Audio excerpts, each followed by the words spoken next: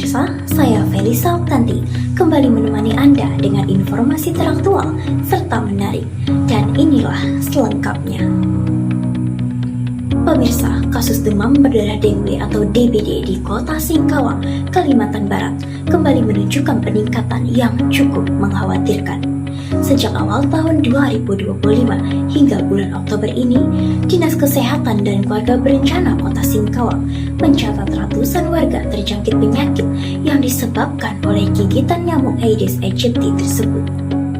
Untuk mengetahui kondisi terkini dan langkah-langkah yang dilakukan pemerintah daerah, kita akan bergabung bersama rekan kami, Raffi Farul Alfi, yang saat ini berada di kantor Dinas Kesehatan dan Keluarga Berencana Kota Singkawang.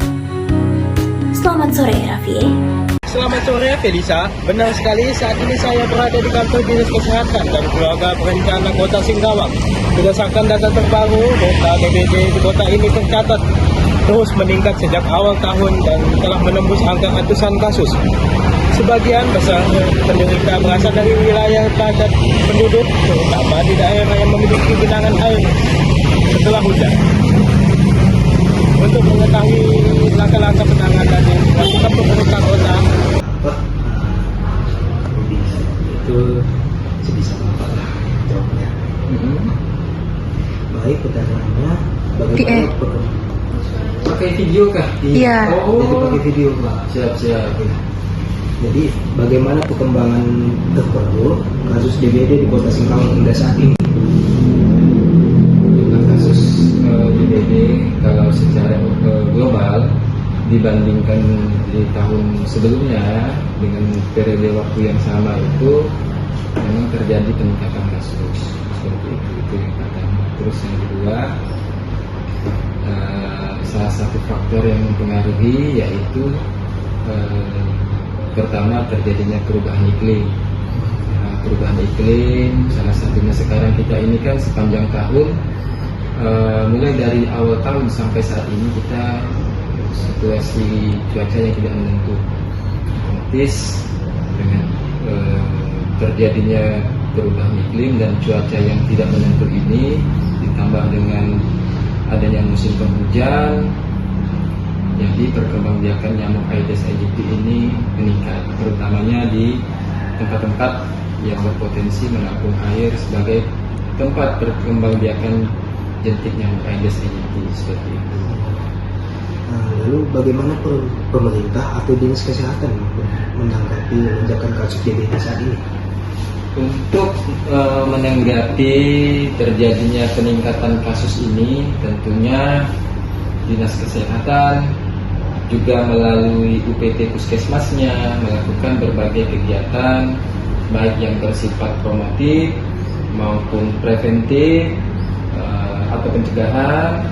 Salah satunya yaitu selalu menyampaikan informasi terkait dengan upaya-upaya pencegahan 3M untuk memutus mata rantai penularan kasus demam berdarah seperti itu, serta melakukan kegiatan-kegiatan pencegahan seperti melakukan penaburan ABT secara selektif di tempat-tempat yang memang dianggap berisiko sebagai sarang nyamuk Aedes aegypti. Bagaimana tingkat kesadaran masyarakat terhadap bahaya DBD saat ini? Tingkat kesadaran masyarakat. Kalau untuk terkait tingkat kesadaran masyarakat, sebagaimana yang kita ketahui dari zaman dahulu sampai saat ini, upaya pencegahan penyakit demam berdarah itu tidak ada yang berubah, yaitu dengan melakukan kegiatan 3M+, itu yang utamanya. Memang yang menjadi tentunya PR bagi kami yaitu bagaimana merubah mindset masyarakat, yang mana masyarakat lebih mengetahui dan mengenal cara pencegahan demam berdarah ini dengan fogging. Padahal fogging fokus itu masuk dalam upaya pengendalian, bukan upaya pencegahan. Itu yang pelan-pelan kita selalu lakukan untuk mengedukasi masyarakat, mulai dari tingkat paling bawah yaitu tingkat anak-anak, remaja hingga dewasa seperti itu. menurut Bapak apa faktor utama yang membuat kasus DBD sulit berantas sepenuhnya? Kalau untuk kasus DBD ini untuk sulit diberantas, yang pertama kita faktor iklim. Salah satunya faktor iklim, karena di Indonesia ini kita ada dua fase musim kemarau dan musim penghujan. Sebagaimana yang kita ketahui, nyamuk Aedes aegypti ini berkembang biak di air yang tidak bersentuhan dengan tanah. Misalnya di dalam bak mandi, di dalam tempayan, di dalam kaleng-kaleng bekas yang dapat menampung air, bukan di parit seperti nyamuk Anopheles. Seperti itulah salah satu yang mempengaruhi adanya nyamuk Aedes aegypti dan bisa menjadi suatu peningkatan populasi nyamuk Aedes aegypti seperti itu. Makanya kita tidak bisa untuk menghilangkan sepenuhnya populasi nyamuk Aedes. Yang kita lakukan hanyalah mengendalikan populasinya supaya tidak. Kegiatan fogging rutin masih dilakukan di lingkungan padat penduduk. Fogging. Nah, yang pertama fogging ini adalah kegiatan pengendalian, bukan pencegahan. Pencegahannya itu paling efektif dengan 3M+, melibatkan seluruh unsur masyarakat di radius lingkungan 100 meter minimal untuk membunuh jentiknya.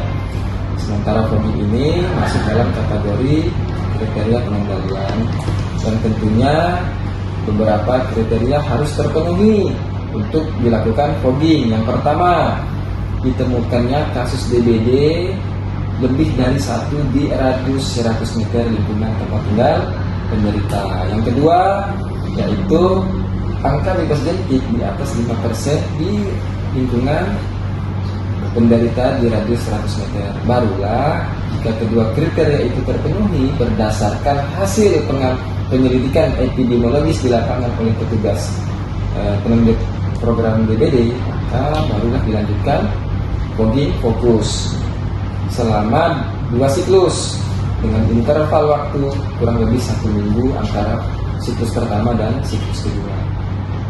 Jadi kesimpulannya fogging fokus yaitu kegiatan pengendalian yang terakhir, utamanya yaitu dengan PSN, pemberantasan sarang nyamuk, utamanya dengan 3M+.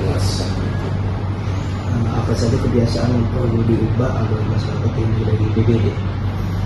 Kebiasaan yang mesti harus diubah atau dilakukan oleh masyarakat, yaitu masyarakat lebih peka, lebih waspada dengan terhadap upaya-upaya pencegahan. Salah satunya yaitu dengan harapan setiap anggota masyarakat, anggota rumah tangga selalu memantau, membersihkan, mentiadakan jentik-jentik nyamuk Aedes di rumahnya masing-masing, sehingga dengan begitu harapannya populasi nyamuk Aedes aegypti semakin berkurang.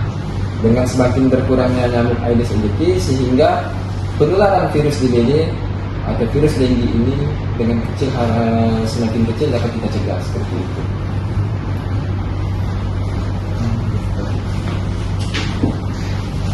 Bagaimana harapan Mbak Evi?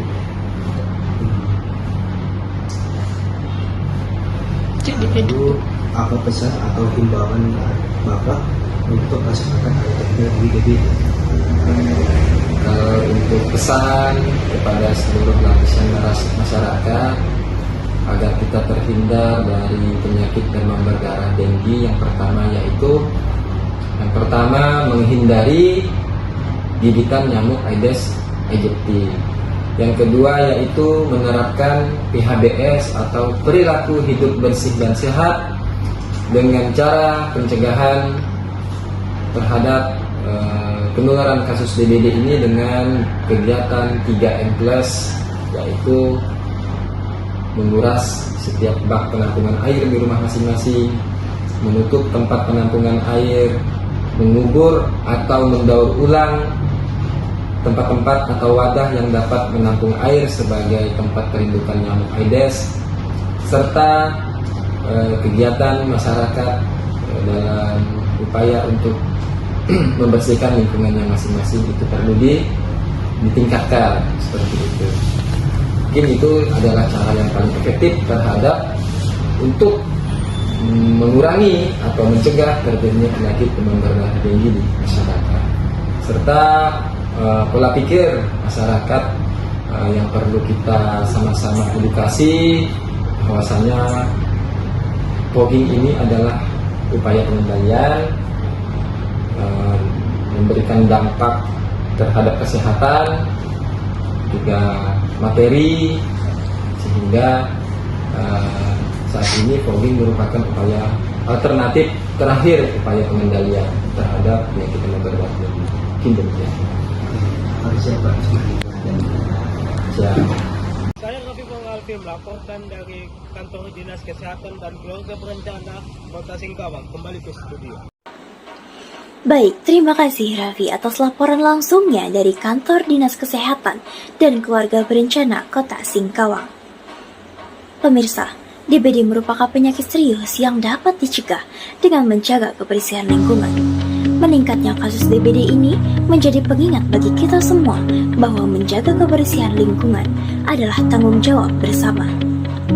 Upaya pencegahan dapat dilakukan dengan gerakan 3M, yaitu menguras tempat penampungan air, menutup wadah air, dan mengubur barang bekas yang dapat menampung air. Menjaga kebersihan lingkungan dan melakukan fogging juga membantu mencegah berkembangnya nyamuk penyebab DBD. Deteksi dini sangat penting. Jika muncul gejala seperti demam tinggi, nyeri otot, atau bintik merah di kulit, segera periksakan ke fasilitas kesehatan terdekat. Peran masyarakat, pemerintah, dan tenaga kesehatan sangat dibutuhkan untuk bersama-sama mencegah dan menekan penyebaran DBD.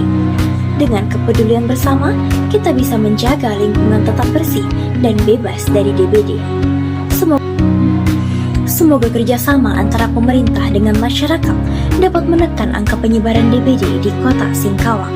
Tetaplah waspada, jaga kebersihan, dan segera periksa ke fasilitas kesehatan jika mengalami gejala demam tinggi secara mendadak. Saya Felisa Tanti pamit undur diri. Sampai jumpa besok dengan informasi teraktual lainnya.